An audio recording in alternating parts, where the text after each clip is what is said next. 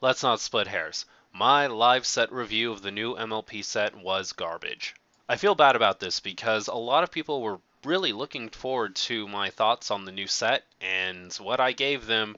While the people who watched it live say that it came out fine, the people who had to watch it afterwards could definitely tell that something got messed up with the audio. What I'm going to do now is highlight some of the points I was trying to make with the video. I'm not going to do another live video because it's just not going to be genuine anymore. Like when I was looking at it the first time, it was my real first impressions to all of the new cards, and I'm not going to look at every single card anymore, but I am going to kind of give my highlights over what I thought were the most important points that I made. And I'm even going to add some new commentary about some new stuff that I found out. I can tell you right off the bat that this is going to be a long one, folks, so strap in. We're going to start by looking at the main characters that were released. Yes, all of them. One thing that I have to say about the new mains, not this one in particular, is that most of the new mains are garbage. I'd say at least 90%, maybe even 95% of the new mains are garbage. Interplay is trying to slow the game down a little bit by making it a lot harder to flip, and really the payoff for flipping isn't what it used to be, so I wouldn't really recommend any of the new mains with the exception of one or two that I'll be talking about because they're just not viable in the metagame. It's like Interplay doesn't even play their own card game. Although they did make a few changes that makes me feel like they watched some of my videos, but now I'm thinking a little bit too highly. Let's start actually talking about the cards. So Bubbly Mare, right? I've also heard a lot of people call this card derpy, but I don't whatever. When this card confronts a problem, you can put a postage counter on it, and when you finally get 5, then you can remove them and flip this card over. Are you starting to see the problem yet? That means even if you play perfectly, even if every single move you make is completely flawless, the earliest you could possibly get this card to flip is 6. Some people are going to argue it's 5, but you're wrong because you only get 2 action points a turn, and the very first turn you only get 2. You would be able to move this over to a problem, but not actually be able to afford to put another card down. Considering all of the mains so far can be flipped on like turn 2, it's really not that worth it.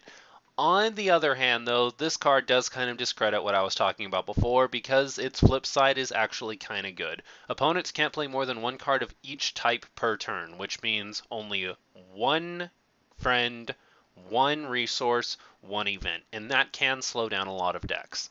It's a little situational, but, alright, I guess we'll accept it or whatever. Spike the Crystal Hero is our first example of utter garbage.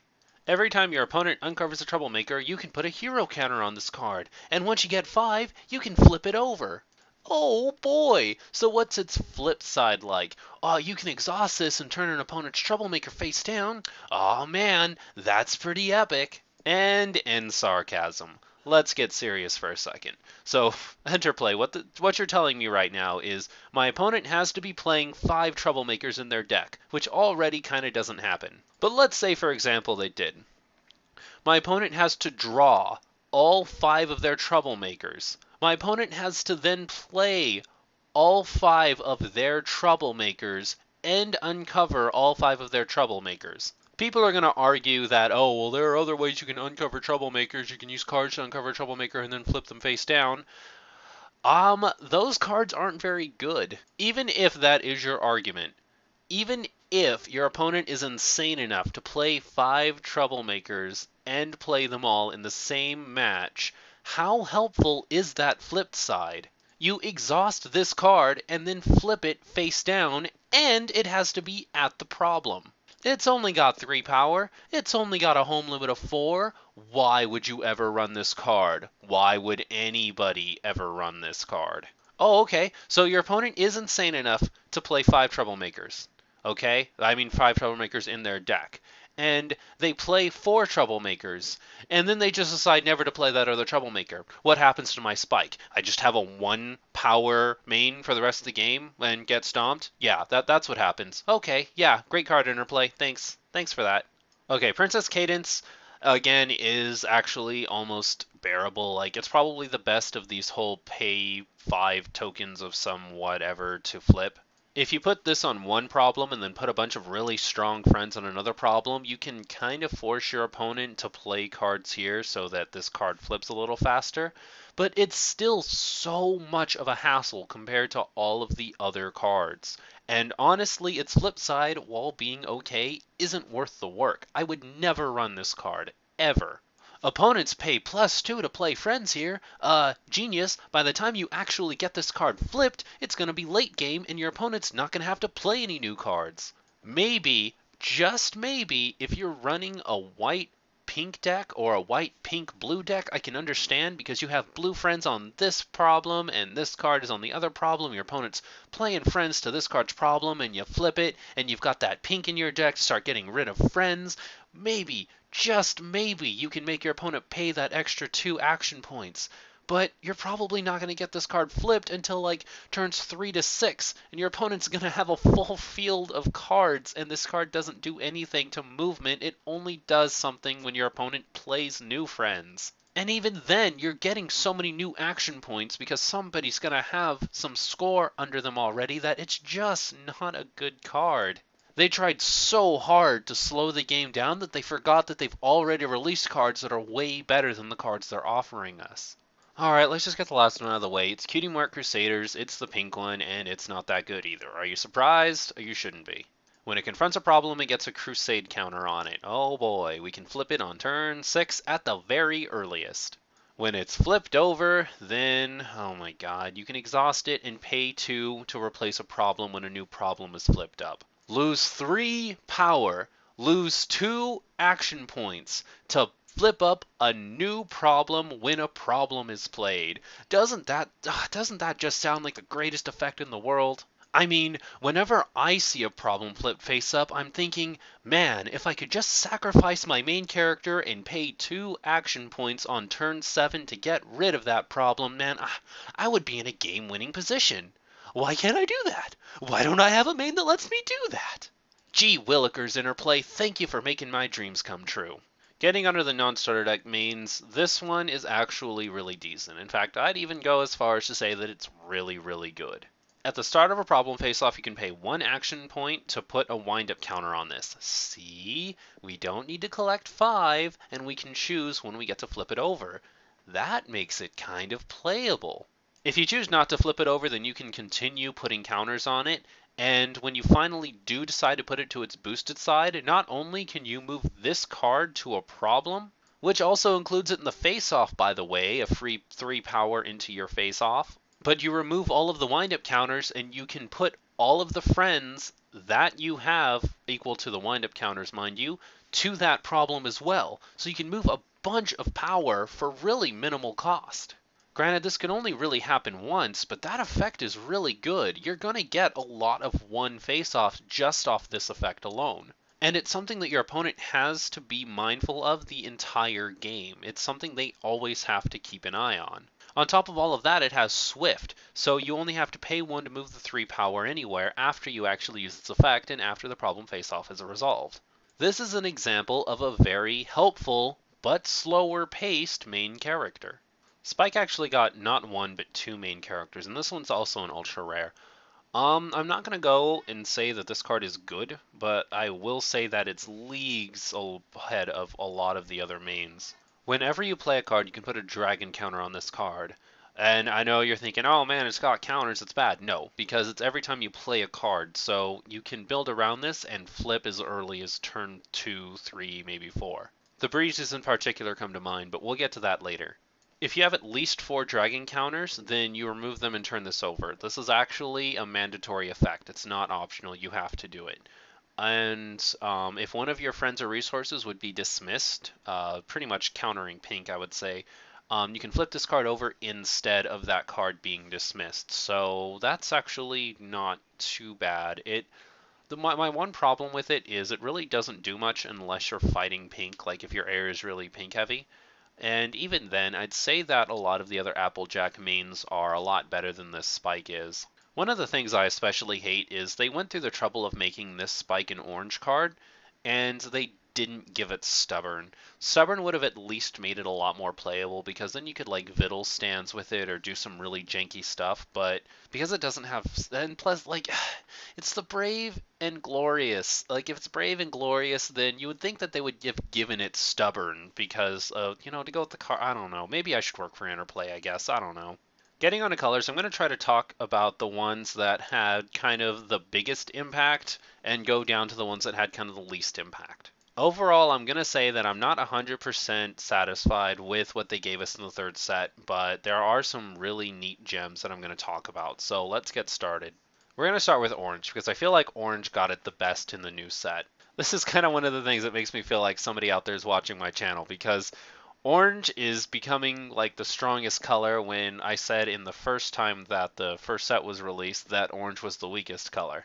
The main thing about this first card we're going to be looking at, Brayburn, is it has supportive 2, so if it's with your main character, it gives another +2 power, so it's 3 for 4. And the thing that makes it great is it has Steamwork. So all of your other characters that share a trait with this card, which is Earth Pony, get supportive 2. So if you are playing a deck with a lot of Earth Ponies, so a lot of Applejacks and stuff, a lot of Big Macs, so on and so forth, then all of them get supportive +2. I don't think supportive 2 stacks, so I don't think you can give it like with the Big Mac that already has supportive 2, but you can use it with all of your other Earth Ponies, and they all have +2 power. Peacekeeper is just... Peacekeeper... Royal Peacekeepers... I don't know why they gave Orange this card. It's not like they really needed it, but it's amazing. At the end of your turn, you can draw a card from the bottom of your deck. Orange now has consistent hand advantage. The entire idea behind Orange was make sure your opponent doesn't have a hand and has no options to play with, and you have really big meaty cards on the field. And now your decks can run 3 Royal Peacekeepers, and even though they don't really give much power, they let you have hand advantage. For every single one of these you have in play, you get to draw extra cards. I probably wouldn't like put 3 of these on the field at the same time because then you're drawing 3 extra cards a turn and you're going to deck yourself out. But if you have just one of these cards in play, then you're drawing double the cards your opponent is because your opponent draws 1 card at the beginning of their turn and doesn't draw one at the end. With this, you're drawing 2 cards a turn without having to pay anything extra, and your opponent's only drawing 1. It's a really good card, and it's especially good if you're running like an orange support in another deck. Like yellow-orange could be really beneficial with this card. Silver Speed is a really neat card, and it kind of adds to the idea of running an Earth Pony deck along with Brayburn, because it has Stubborn first of all, and that's pretty good with 3 power. Like you could do some stuff with that. And during the main phase, you can exhaust one of your Earth Ponies to exhaust an opponent's friend. Um, this isn't quite as good as some of the other cards, but this is still really usable, especially because you can exhaust your opponent's friends right before you know you're going to initiate some kind of face-off or double face-off, and it's really good, especially because orange is a color that's all about getting stubborn out there and exhausted friends not really meaning much. Um, Overall, I think Silver Speed's a really good card, and I want to see what people do with her in the metagame, or if they even run her at all. I would run her, because I think she's good. Tall Tale is one of the most interesting cards in the whole Earth Pony archetype, because, like, you're looking at it and you see that 8 cost, and you're like, oh man, there's no way I'm ever going to play this card. But honestly, I think it's a really cool card, because it gets -1 cost for every Earth Pony you have at a problem when you play it to that problem. With enough setup, you could get this to cost like 3 or 4 less, and all of a sudden you're paying for a really good card with very minimal points. Like, if you have 3 characters at a problem and you play this card to that problem, it costs 5 and you're paying 5 for 6 power, and then every time you move it, you're paying 2 to move 6 power to and from a problem. It's going to be really interesting to see what people do with this in the metagame. I have a feeling this is going to be staple 1, possibly staple 2 to most Earth Pony decks. Especially with like hard hat Viddle stands or any other kind of shenanigans. I just think this is going to be a really useful card in the metagame once people start really realizing its potential. If you think this card's interesting, I would start looking towards like orange-white-ish, because I think this and accessories could be really janky. The last orange friend we'll look at is Winona. I'm actually going to use this card to kind of summarize all of the dependable pet cards. I don't think any of them are that good, and I wanted to kind of to give this as an example because this is actually like the best of them, of the dependable pets. They pretty much gave critters to every single color now in the form of all of the main sixes pets, and this is the one for orange. It has a 2 orange requirement, which is very easy to meet, and you're paying 3 for 3 power, and while it's with Applejack, it gets another one, so you're paying 3 for 4. Most of the pets get +1 power when they're with their, owner, but most of them have like 2 for 2, I mean not 2 for 2, I'm sorry, have like 2 for 1 power or like 3 for 2 power, like they have less. You're paying for less. And this is an example of one that's actually kind of good. I still don't think it's runnable because I can think of at least 5 cards off the top of my head that are better than this card, but like I wanted to show that the other colors were getting critters in some way, and this is the best of them, so I wanted to kind of show it off to you guys. While I'm not too impressed with the friends that were released, events got a huge buff in the new set, and orange is a really good example of that. During face-offs, you can play this card, which just lets you exhaust one of your opponent's friends involved in the face-off. Hey, you don't get to add your power anymore. For 1 action point, how can you compete with that? That's ridiculous, especially because it's character. So you don't have to just use it on a friend. You could use it on your opponent's main if you really wanted to. A flipped main gives 3 power most of the time, so you pay 1 and you get rid of that 3 power. And if your opponent is running something really, really cheesy, like the whole Princess Luna get rid of events thing, then all of a sudden their entire strategy is just gone. You wait for them to discard a bunch of event cards to keep up with you in power, and all of a sudden you exhaust it so it doesn't add its power anyway. So all in all, I think Apple Juice Break is at least a 2 of for most orange decks. I know that Ice Archery isn't technically an orange card, but I put it in with the orange cards because it has a really good synergy with the orange cards. There's a card called Earth Pony Royal Guard that most Earth decks run right now. And you can play it and look at your opponent's hand and get rid of a friend. Well, if you play that card and you get rid of a friend and you notice that your opponent has like nothing but friends in their hand, or they have a lot of friends and only like one of a different card, then you can go Earth Pony, look at hand, discard 1 friend, Ice Archery, your opponent pretty much just throws out something you already know about and you call it right, and then you can get rid of another card. So I just kind of wanted to show this off. I don't know if this is going to go anywhere. I probably wouldn't put Ice Archery in a deck, but it's something that I want people to keep in mind. Plowing the field is another example that orange is getting a huge, huge boost in power. You pay 1 and you can draw 2 cards from the bottom of your deck. This is really abusable if you're running an orange purple because you can use Spike to put you can use Spike to put good cards on the bottom of your deck and then immediately draw into them. And even if you don't know what's on the bottom of your deck, paying 1 to draw 2 is just, good, especially for an orange deck. Because when you flip over cards during face-offs and stuff, you can flip over like Big Max Immense or other really good cards, and then they go to the bottom of your deck, and you're like, oh snap, I really needed those cards. Pay 1, plow the field, get those cards back, play them. And that's just really good to me.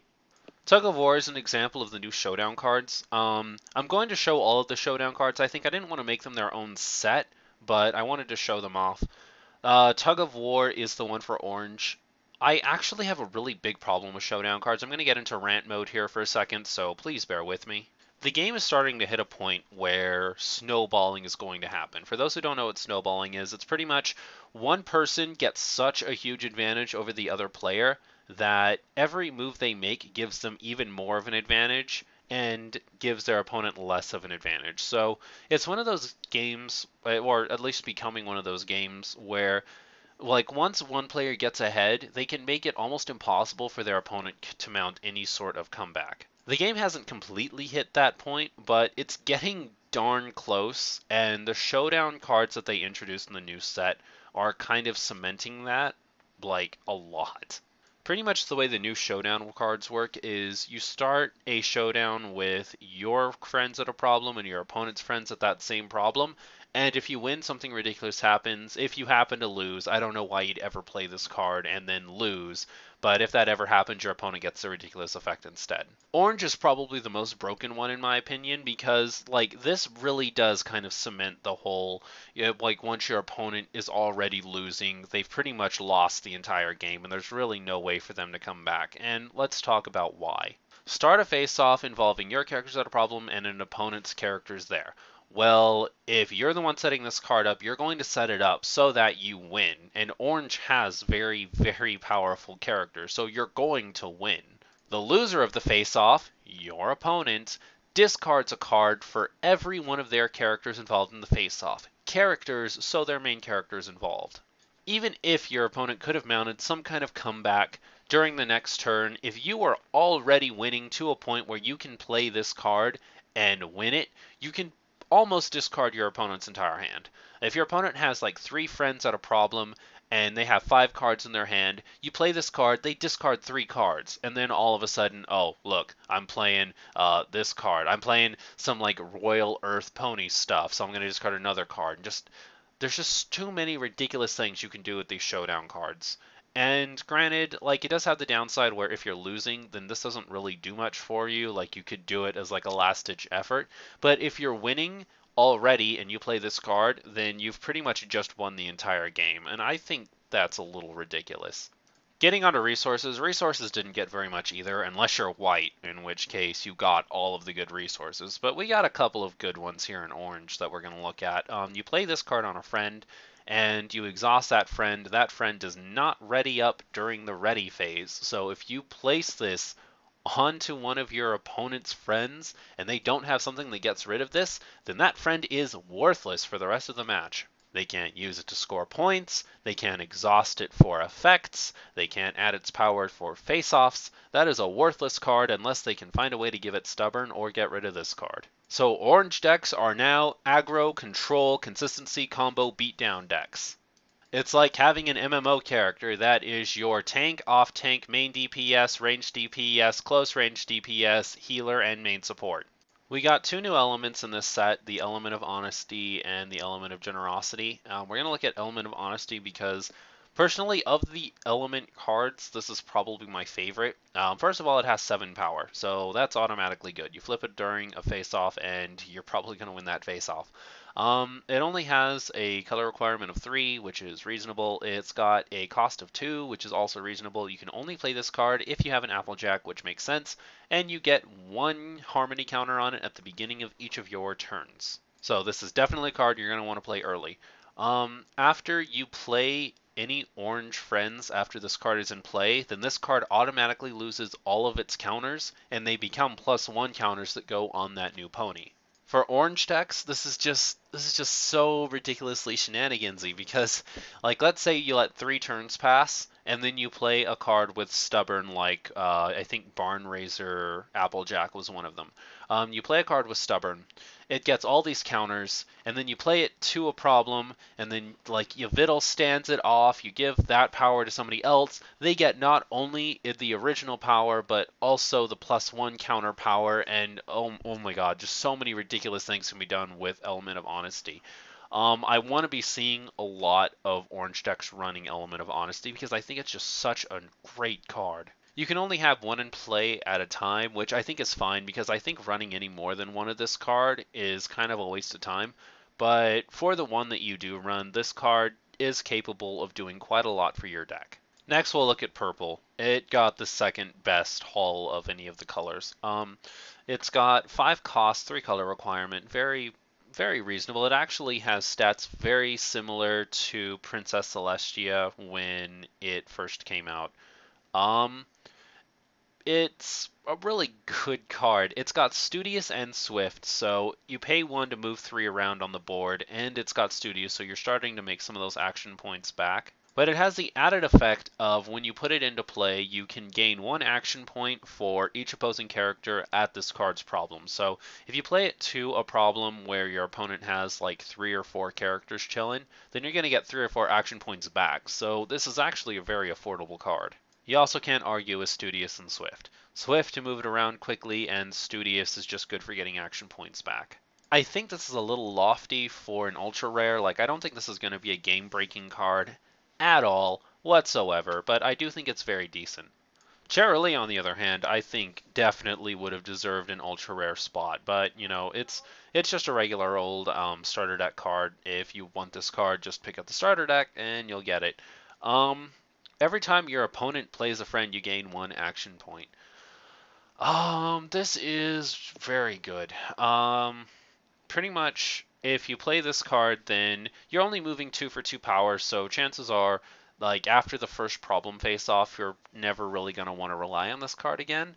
But it does have a lot of uses. Like, if you pay 4 for it, and your opponent plays at least 4 friends by the time this card goes away, then it's like having a free card, just free 2 power. And it can add up really quickly, especially if you can find a way to get 2 of these in play. I think 3 is way too much. I don't think you would want to spend 12 action points on this effect, but if you can get 2 of these in play for 8, it's 4 power to a problem, and every time your opponent plays a new friend, then you gain 2 action tokens, and this can really mess with your opponent a lot. I wish its color requirement wasn't so high. I wish it had a color requirement of like 2, because I think this card would really shine in decks if you were allowed to play it on like turn 2 or 3. But, even with that color requirement restriction, if you can get this card on like turn 3 or turn 4, I think it's really going to put you ahead of your opponent in action points. Miss Harshwinny, hey, I actually kind of remember her from one of the episodes. The main reason I wanted to look at this card, like on its own, it's actually not that great of a card, but this card is really fantastic for troublemaker based decks. Because it has teamwork, so all of your other Earth ponies get this effect too. Hey, more Earth ponies, more teamwork. What's that? Orange, purple, come on. You can pretty much run this in an Earth pony deck. And when you confront this card's problem, you can pay 1 and exhaust it to move one of your opponent's characters home. And again, it says characters, not friends, so you can do it to your opponent's main character too. And you can just move friends home. This can keep troublemakers alive for a very long time. If your opponent's really smart, they're not going to be moving characters over unless they're dealing with a troublemaker, because when you want to confront a problem, you just do it all at once. You don't move characters individually on individual turns unless you're bad at the game. But like, you can use this to protect troublemakers and keep troublemakers alive. That's the only reason I wanted to show you this card.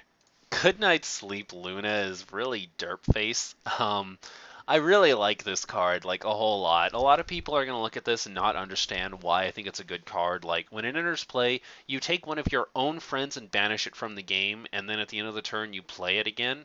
And a lot of people are going to be like, oh, that's totally not worth it. You could do a lot better than that.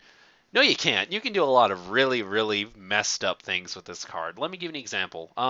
If we put this in the Pinky Sparkle Surprise deck with Responsibility Pie, right? Responsibility Pie is pay 4 for a 2-power pony, and when it comes into play, you can dismiss one of your opponent's friends at that problem. Now, let's say, for example, you do this. You play that card, which costs 4, and you dismiss one of your opponent's friends. Well, now you've got a pretty useless 2-power, and a lot of people are going to argue that maybe that wasn't the best play. You play Princess Luna on top of it. Now you banish that Pinkie Pie. End of turn, you play it again, and because you're playing it for a new instance, you don't have to return it to play. You can just straight up play it. You can put it either on the other problem to snipe another character, or you can play it on that same problem and snipe 2 characters for the price of 1. Look through your collection or your deck for characters that say when this card comes into play, and see if you can figure out some neat combos and leave them in the comment section below. I think this card really has potential to do well.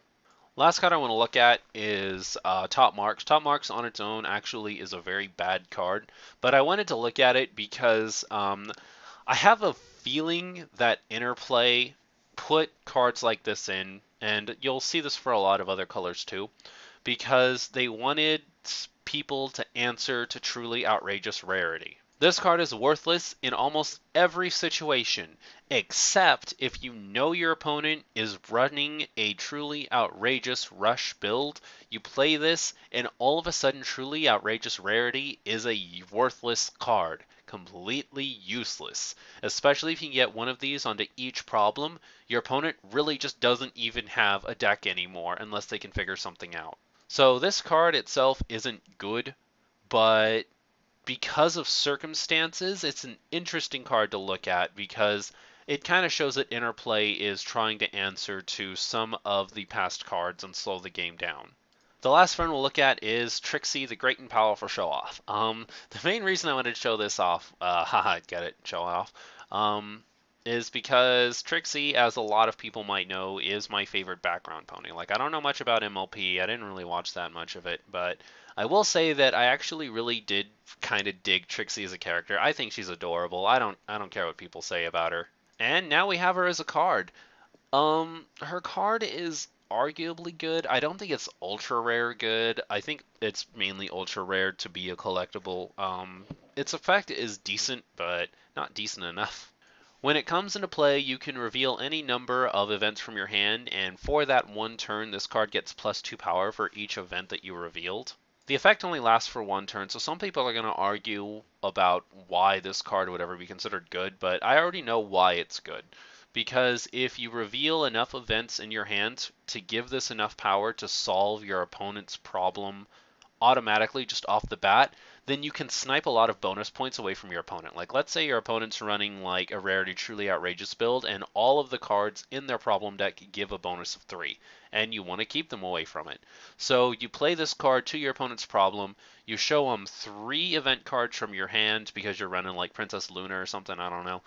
And this card goes up to 8 power, solves the problem, gets you 1 point, and then gets you the bonus points and keeps them from rarity. And then your opponent can't even respond by putting characters over there to try to start a face-off with you because you're not strong enough for the face-off anymore. You can also kind of combo this with Luna Good Night Sleep because you can take it out of play and then put it back in play again, but you don't really get anything from that because, you know, it's the end phase already and that power doesn't do anything. I don't know. I'm just kind of glad that my girl got a halfway decent card and it's got pretty neat artwork too. When I said events got a buff, purple definitely is not an exception. Purple has some of the best events that come out of the new set, which is, of course, expected by everybody. Like, obviously, Purple has always had good events, but now it's got downright broken events. In fact, this first event we're going to look at, really the only problem that it has is that it only gives a power of 3, so if you flip it off for a face-off, it's worthless, but looking past that, during a face-off, you can take an opposing friend involved in the face-off and put it on top of the owner's deck. How ridiculous can we get? First of all, it says face-off, so you can do it at the beginning of the face-off before cards are flipped, and you can not only get rid of one of your opponent's powerful characters, but also know exactly how much power they're going to flip for the face-off. If you get rid of something with like 4 power, then you already know, like, okay, they're going to have an extra 4 power, I know what I need to do to deal with this, so on and so forth. You're like, okay, hasty retreat, and then I play like surprise pie from the Pinkie Pie thing, and then I flip over 5 and you have 4. Oh, look at that, I'm +1. And that's not even counting the fact that you're getting rid of one of their most powerful cards in the face-off to kind of cement the fact that they're going to lose that face-off. It's just good for so many reasons. Now, let's say, for example, you don't want to do that. Let's say your opponent has a very, very powerful friend, and you're like, oh, well, I don't want to put 5 power on top of their deck. That's silly, because I don't want them to flip over 5 power.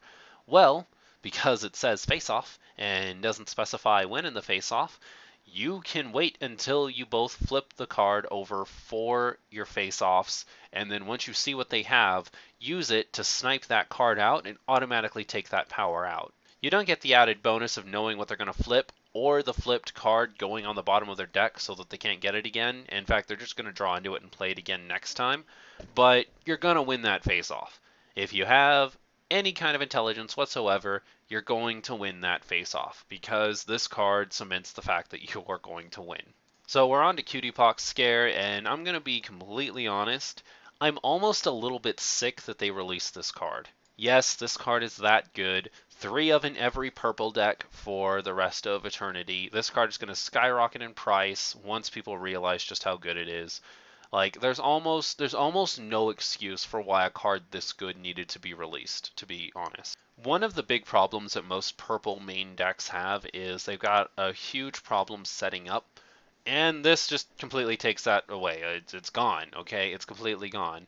At the start of the score phase, the very start, right after your opponent's main phase has ended, and after a new phase has begun, the score phase, the very beginning of it, you can move just all of the characters at that problem home. That is effing ridiculous. Because if your opponent has waited, has set up the perfect time, if they are playing correctly, they get punished for playing correctly. If your opponent is like playing like an idiot and just moving one character over at a time, then it still kind of works, but pretty much, let's say your opponent has like 3 friends that they know will solve a problem. They play out all their resources. They're like, okay, I saved up for 2 or 3 turns. I have everything I need to confront this problem and get those bonus points. And they do it. They play all the cards they need for that to happen, and they play those 3 friends, or they move those 3 friends, and maybe their main, I don't know, it says character, so it doesn't really matter. You play this card, and not only do they not get the points, they don't get the bonus points, they don't get another chance to move their friends or their main because all of them move home after the main phase has already ended. And then once it becomes your turn, you can just step right on in and snipe it. Let's say you don't even want to. Let's say you're like, no, I don't even want those bonus points. Nope, I end my turn. Go ahead. Your opponent has to go after already spending every single one of their resources to go and actually get that problem. They now have to pay to move every single one of those characters. They not only lost all of their points for one turn, but now they have to save up action points to even do what they wanted to do in the first place. And it's too good. It's way too good. And I know you guys are going to get in that comment box and go, oh no, you're exaggerating. It's not that good. Like, it doesn't have that many uses, Kudou. Come on. Get your head in the game, Kudou. Get your head in the game. My head is in the game, okay? I understand why a lot of you aren't seeing like the card the way I am, but you have to understand that I'm looking at this card through potential. I'm looking at exactly how many circumstances this card is going to be good in, and I don't like it because I feel like this will be a game-changing card. This card has way too many upsides. It's good in way too many situations for it to be a balanced card. This is a broken card, and it's not even an ultra rare. This is the purple face-off card. It's not as good as oranges, but it's still really decent. It's the same thing. You have a face-off involving your characters and your opponent's characters. You're obviously going to play this when you have the chance to win, so it doesn't even matter. But you start a face-off, and the winner gets to move all of their opponent's characters at that problem home. So I wouldn't say it's that good. Like, obviously, I would never put this card in over Cutie Pox Scare, but it's still a really decent card. Probably not going to be run, but decent nonetheless. The one thing that makes this card a little bit weaker than the other Showdown cards is purple doesn't have the power to keep up with a lot of decks, so there's not going to be, like, this isn't orange or blue. Orange and blue know that they're going to win face-off, so who cares? But with purple, it's like it's a lot harder to set up that game-winning situation and then pay the 3 and then have that actually mean something in the long run. Because if you are winning the face-off, chances are your opponent only had like 1 or 2 characters there anyway, unless you're fighting like a yellow deck. The last card we'll look at in the events is Telekinesis. It's decent. It's not broken, not overly powered. I would have to say that I don't understand why you would ever run this card when the other card is so much better. To clarify, I'm talking about Hasty Retreat, not Pox. Like, we're getting off of that.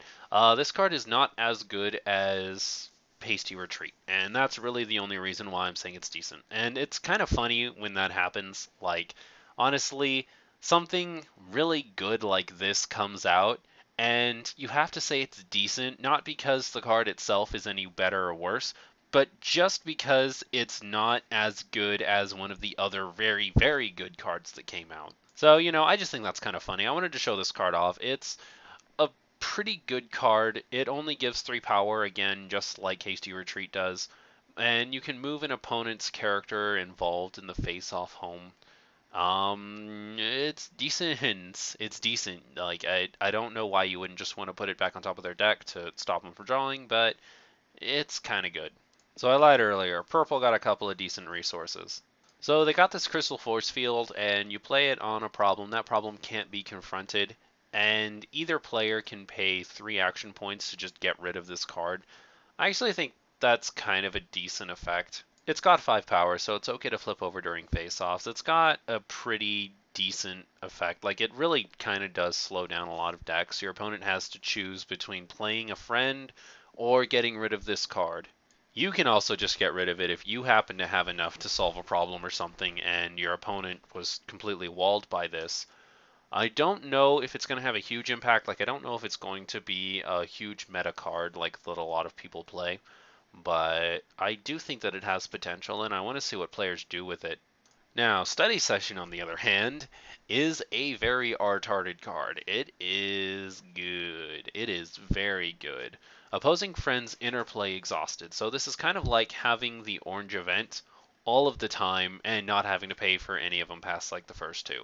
Whenever your opponent plays a friend, that friend is useless for one turn.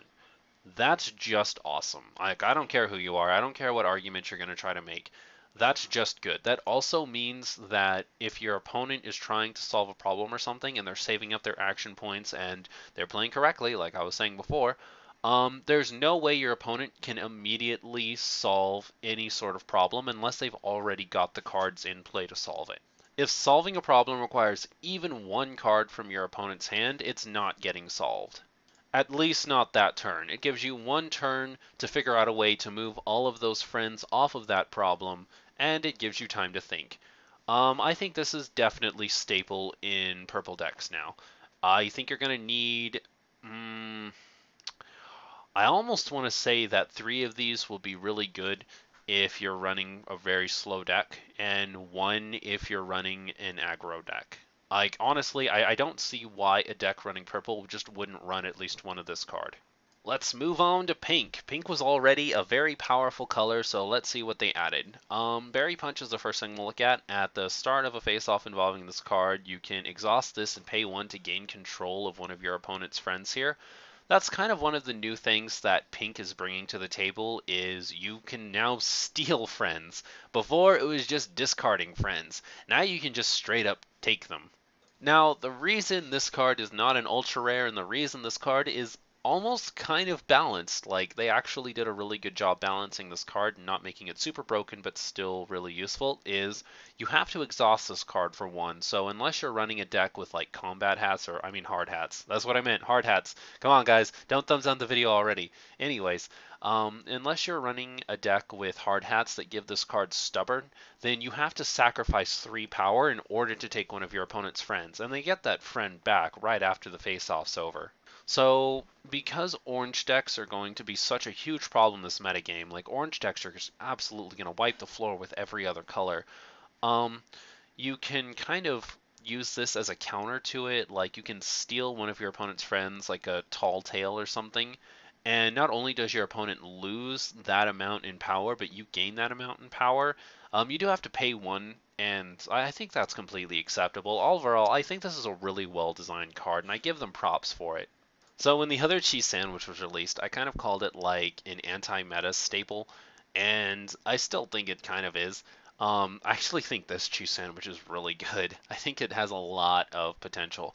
First of all, it's an earth pony, so if you combine it with orange and purple, like, well, I mean orange or purple, obviously, like, you probably don't want to do all 3 because of how costly they are. Anyways, tangent. What was I saying? Oh yeah, if you combine this with those colors, then it gets all of those effects. And when it comes into play, you can dismiss a friend at home with at least 3 power. This gets rid of a lot of really interesting things. Eagle's one of them that comes to mind. They actually were really smart in saying that it has to have at least 3 power because it doesn't actually counter Rarity Truly Outrageous. I actually really wish it did, but it doesn't. In fact, if they had made this 1 less power, like at least 2 power instead of 3 power, then it would get rid of so many things. It would get rid of All Team Organizer Twilight. It would get rid of Bright Bulb. Get rid of a lot. But anyways, that's not the case. So let's just stop whinging about it. This gets rid of a lot of really big problems though, and I think it's a really good card to just have in pink decks. If you want to get super cheesy about it, if your opponent's running an orange deck and you're running a pink-purple deck, then you can play this card and then play Luna, get rid of this card, comes into play again, and you dismiss another one of your opponent's friends. So that's 2 friends gone for 3 action points, and you also get the 3 power. I don't know. I like pointing out the usefulness of Princess Luna because I think the new Princess Luna is so cool. But anyways, there's Cheese Sandwich, Heavy Artillery. You can also make the joke bringing out the big guns whenever you play it. So that's a plus.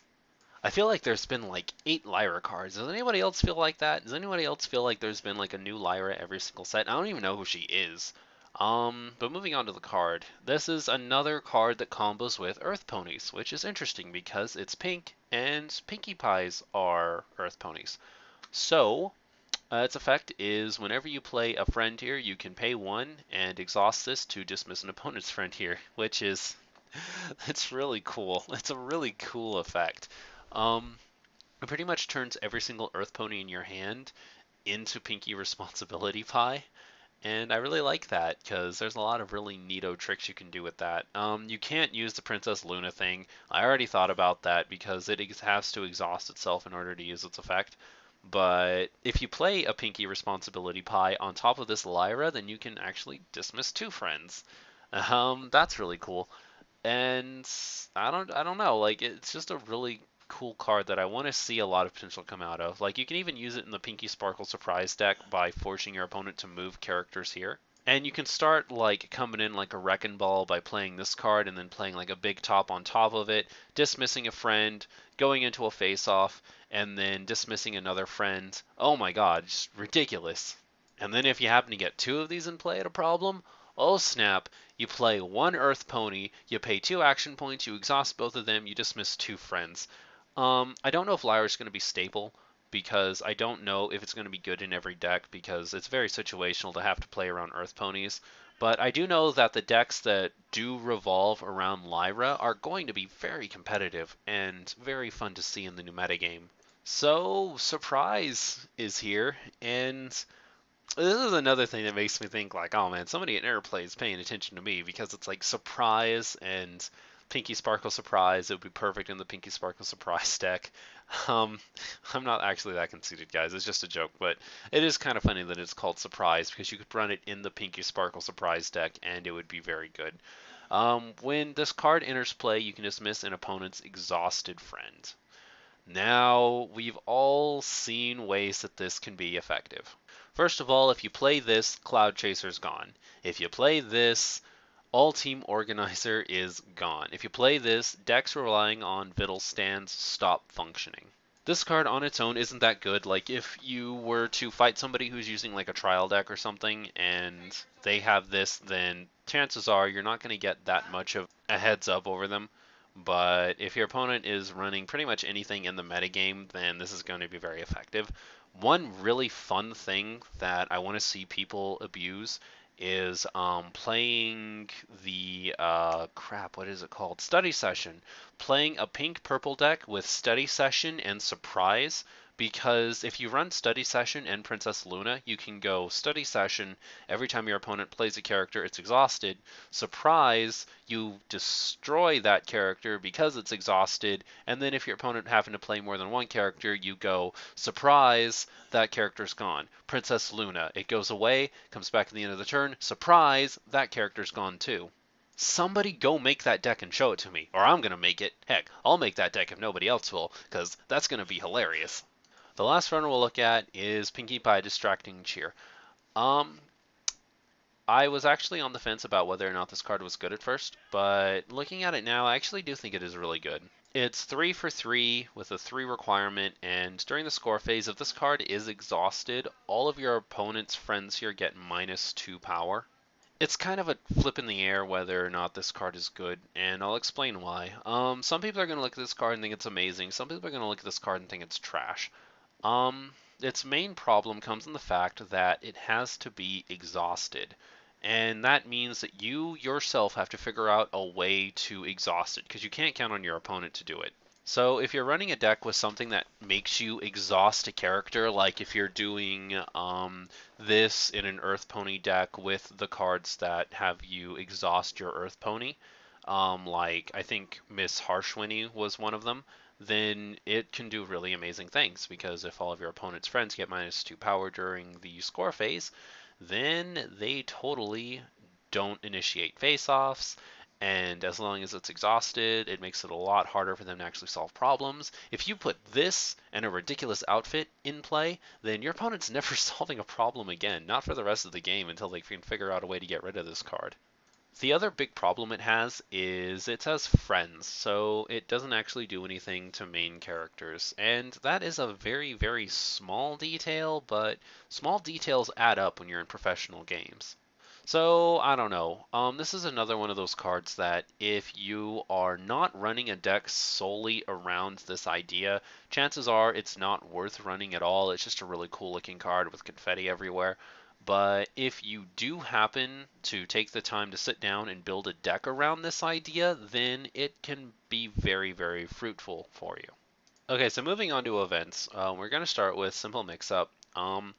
This card is very situational, but can be very good. You can pretty much just take control of one of your opponent's friends until the end of the score phase, which means you can use it to score, by the way. The one problem with this is if that score phase initiates a face-off, your opponent gets their character back, and that's not as good. The one ruling that I haven't really gotten a direct response to yet is where the friend actually goes. Like, if it goes to fight you, then this is kind of not that great of a card. But if it happens to go to your opponent's home or something, then this card has a lot of potential. Also, obviously, if your opponent's friend has some kind of, I don't know, like effects or something, like if you steal an all-team organizer or something, you can totally use its effects. Like, that's totally all up on the air. It's not super broken like the purple events were, but it's definitely good enough to take a look at. Catch Me is kind of like my MVP event to come out of pink in the new set. It's one, it flips for 5, and during a face-off, you can retire one of your friends involved in the face-off to get rid of one of your opponent's friends. And I think that's really good. A lot of people are going to argue about whether or not that's good. A lot of people are going to say like, "Oh, well, like why would you do something like this that makes you get rid of a character when you could just run something that straight up gets rid of a character without you sacrificing anything?" But um like I don't know. I can just think of a lot of situations where this is good because there are some pink friends that are kind of weak and you want to get rid of. Like let's say you're playing a deck with Lyra and you have to exhaust Lyra, pay the 1 and then get rid of one of your opponent's friends. And then your opponent's turn comes around and they initiate like a double face off or something. You can get rid of that exhausted Lyra that's not doing anything for you anyway and get rid of one of your opponent's very, very important cards. So, I don't know. Some people are going to argue about whether or not this is good. I'm going to go on record on saying that this card is very good. This card is exceptionally good, and there are a lot of situations where I can see it coming in handy. One other situation I can think of is if you play a Pinky Responsibility Pie, then it sits on the field as kind of just like a worthless little 2-power insignificant card. But if your opponent initiates a face-off, then you can get rid of that card and dismiss another friend. So, I don't know. Let's see where it goes. I really think this card has the potential to do well in the metagame. Multi Goof Off is the Pink Showdown, and I actually think the name's kind of funny because the other one was called Goof Off and this one's called Multi Goof Off because it involves everybody. I just thought that was a little clever thing that I'd throw out there. Pretty much the way this one works, as you can probably imagine, Pink has pretty good draw power already, and with this one, you can pretty much just break the game. Start a face-off involving all of your characters and all of your opponent's characters at one problem, and if you win, you draw a card for each of their characters involved in the face-off. So if you have 4 characters, you draw 4 cards. If you have 5 characters, you draw 5 cards. It's a very good effect that can lead to a lot of draw power. The one thing is, though, I actually think this showdown is probably one of the weakest of the set because you can already pay 1 to draw 3, and you don't even need to do any of this like face-off nonsense. This card would be ridiculously good if it activated problem face-off effects, but it doesn't because it's not considered a problem face-off, it's considered a normal face-off. So yeah, I mean, this is one of the showdown cards that actually isn't broken and doesn't make it completely impossible for your opponent to win, so I'm a huge fan. Oh man, guys, so I lied. You can never trust anything I say ever again. I was almost going to end the event section of Pink before I remembered that this little card came out, and this is actually the best card to have come out of Pink. First of all, I love the name. Yoink is so perfect because of what it does. During a face-off, you can dismiss any friend that has power greater than the cost.